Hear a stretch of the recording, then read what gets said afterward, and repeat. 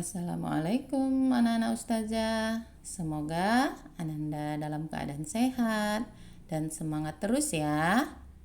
Hari ini dengan Ustazah Aisyah kita akan belajar tema 3, subtema 1, yaitu tentang benda di sekitarku.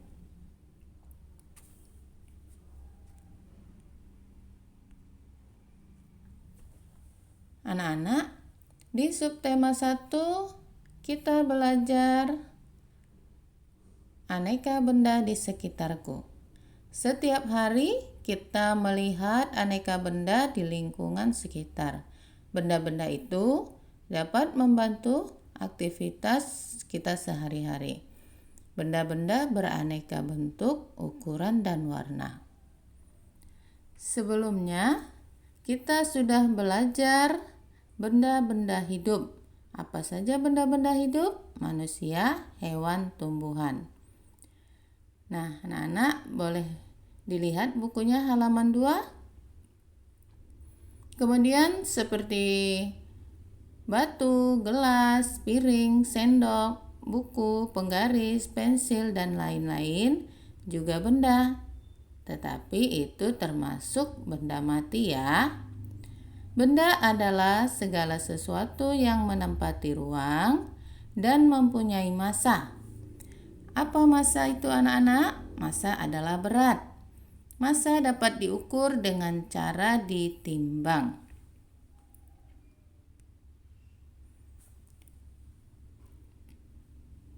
Anak-anak perhatikan di bukunya juga ada gambar. Apakah panas api unggun termasuk benda? Minyak goreng, cahaya lampu, ember, es, balon, suara, radio, hewan. Nah, dari gambar-gambar tersebut, yang tidak termasuk benda itu adalah panas api unggun, cahaya lampu, dan suara. Kenapa? Karena panas api unggun, cahaya, dan suara tidak termasuk benda karena tidak menempati ruang dan tidak dapat ditimbang. Apa maksud menempati ruang? Menempati ruang itu artinya benda dapat ditempatkan dalam suatu ruang atau wadah tertentu. Benda-benda dapat dikelompokkan berdasarkan sifat fisiknya. Sifat fisik benda misalnya warna, bentuk, kekuatan wujud, dan ukurannya. Perhatikan anak-anak ukuran benda. Ukuran benda ada yang besar, ada yang kecil, ada yang panjang, dan ada yang pendek. Kemudian warna benda. Warna benda bermacam-macam ya, beraneka ragam warna. Kemudian bentuk benda. Bentuk benda juga beragam. Bentuk lingkaran, segitiga, segi empat. Anak-anak boleh perhatikan bukunya. Nah, selanjutnya ada tabel untuk sifat fisik ciri benda. Nanti anak-anak silakan melengkapinya ya.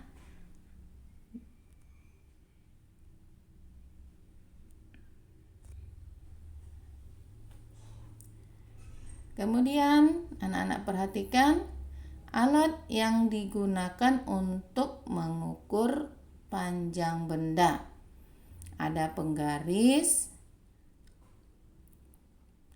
meteran pita, meteran roll, meteran saku. Setiap alat ukur mempunyai satuan. Satuan yang digunakan untuk mengukur panjang dalam kehidupan sehari-hari seperti kilometer atau ditulis km, meter ditulis m, sentimeter ditulis cm. Kemudian anak-anak perhatikan juga benda dapat dibuat dari bermacam-macam bahan. Ada benda yang terbuat dari batu, kayu, besi, kaca, plastik, dan lainnya. Setiap benda dapat menghasilkan bunyi yang khas jika diketuk. Benda-benda tersebut menghasilkan bunyi yang berbeda.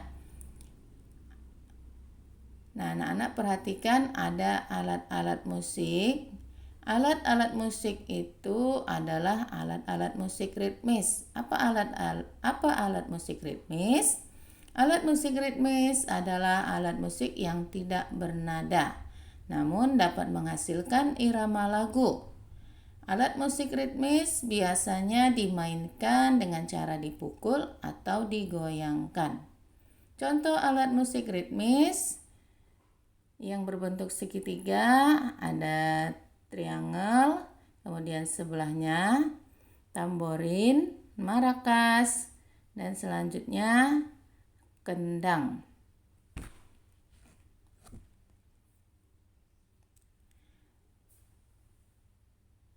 Selain menggunakan alat musik, kita dapat menggunakan tepuk tangan untuk mengiringi lagu. Kemudian, benda terbuat dari berbagai bahan dasar.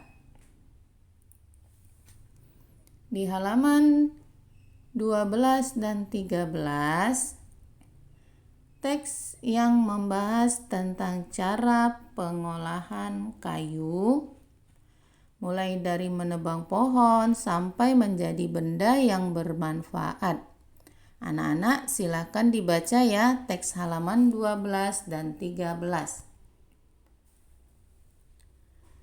Selanjutnya kita belajar fungsi hutan, antara lain menyerap air hujan. Hutan menyimpan air hujan tersebut dalam jumlah yang banyak. Namun ketika hutan digunduli, membuat aliran air terganggu. Hal ini menyebabkan air menggenang, akhirnya terjadi banjir yang mengalir ke pemukiman penduduk. Kebutuhan benda dari kayu yang terus meningkat mengakibatkan kebutuhan akan bahan kayu terus meningkat. Setiap tahun banyak pohon yang ditebang untuk mendapatkan kayu. Terkadang ada sekelompok orang yang menebang pohon tanpa izin. Kegiatan itu disebut penebangan liar. Nah, anak-anak, ada juga benda yang terbuat dari kertas. Ternyata bahan pembuat kertas adalah kayu. Kayu adalah bahan dasar untuk membuat kertas. Pembuatan kertas dilakukan secara bertahap di pabrik. Kayu-kayu besar dipotong sehingga besar. Setelah itu, kayu dipanaskan hingga menjadi bahan lunak seperti bubur. Bubur inilah yang disebut bubur kertas atau pulp. Anak-anak perhatikan pohon yang digunakan untuk pembuat kertas, yaitu salah satu di antaranya pohon pinus, pohon akasia, pohon jati.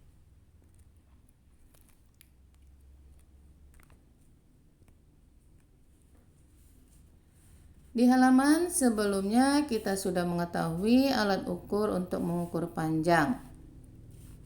Perhatikan tabel. Jika mengukur tinggi badan dapat menggunakan meteran pita. Kemudian panjang lingkar pinggang kita juga dapat menggunakan alat ukur meteran pita. Mengukur panjang kelas menggunakan meteran saku. Panjang lompatan teman kelompokmu dapat menggunakan meteran roll. Mengukur lebar papan tulis di kelas dapat menggunakan alat ukur meteran saku. Mengukur panjang halaman sekolah dapat menggunakan meteran roll.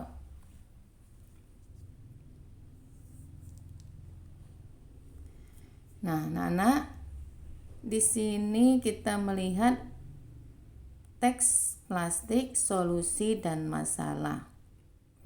Plastik dapat memberikan solusi dan juga dapat menimbulkan masalah. Apa ya maksud dari kata solusi dan masalah? Perhatikan benda-benda yang ada di rumahmu. Sebutkan benda-benda yang terbuat dari plastik. Ternyata sangat banyak alat rumah tangga yang terbuat dari plastik. Mulai dari ember, gayung, sampai sendok sayur.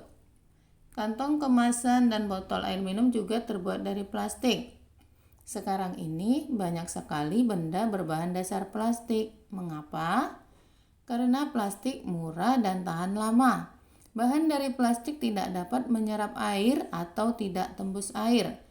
Plastik pun mudah dibentuk dan ringan. Oleh karena itu, plastik dapat dibuat menjadi berbagai benda. Plastik memberikan banyak manfaat, akan tetapi plastik juga dapat menimbulkan masalah. Plastik membutuhkan waktu yang lama untuk terurai secara alami, sekitar puluhan bahkan ratusan tahun. Cara untuk mengurangi sampah plastik dapat dilakukan dengan 3 cara. Cara tersebut yaitu reduce, mengurangi, reuse, menggunakan kembali, recycle, mendaur ulang. Reduce adalah mengurangi penggunaan plastik. Contohnya, anak-anak ketika belanja sebaiknya membawa tas belanja sendiri sehingga tidak perlu menggunakan kantong plastik. Kemudian reuse adalah memanfaatkan kembali sampah plastik. Misalnya, sampah kemasan botol minuman digunakan untuk membuat pot bunga dan lain-lain. Recycle adalah daur ulang sampah plastik, biasanya dilakukan di pabrik.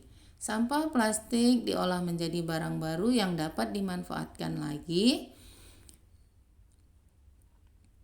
Nah, kalau anak-anak mempunyai sampah plastik, bisa menempatkannya terpisah dengan sampah yang lain. Ya, kemudian sampah-sampah tersebut diberikan kepada pemulung atau petugas kebersihan.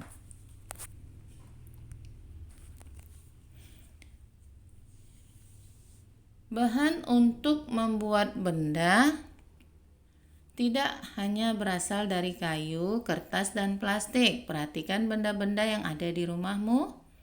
Benda yang kamu gunakan sehari-hari, adakah benda yang bukan berasal dari kayu, kertas, dan plastik? Nah, anak-anak, benda dari kaca. Ada benda yang terbuat dari kaca. Benda tersebut antara lain gelas, piring, mangkuk, kacamata, akuarium, jendela, peralatan laboratorium. Kaca memiliki sifat kedap air dan tembus cahaya. Oleh karena itu, kaca digunakan untuk membuat benda yang tahan air. Kemudian benda dari logam.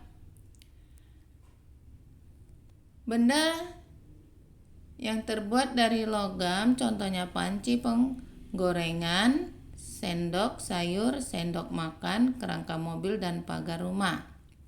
Mengapa benda-benda tersebut dibuat dari logam? Karena logam memiliki sifat kuat, dapat membentuk dan penghantar panas yang baik. Benda dari karet. Perhatikan penghapus pensil terbuat dari apakah penghapus itu? Penghapus terbuat dari karet. Benda lainnya yang terbuat dari karet antara lain balon, sandal, bola, dan sarung tangan.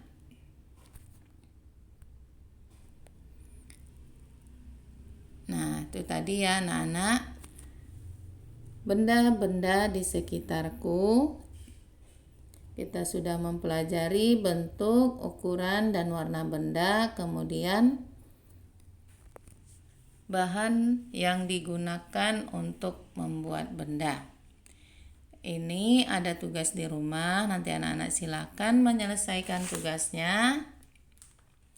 Sekian dari Ustazah. Semoga pelajaran hari ini dapat menambah wawasan kita tentang benda-benda di sekitar dan cara memanfaatkan benda-benda tersebut sesuai kebutuhan. Wassalamualaikum warahmatullahi wabarakatuh.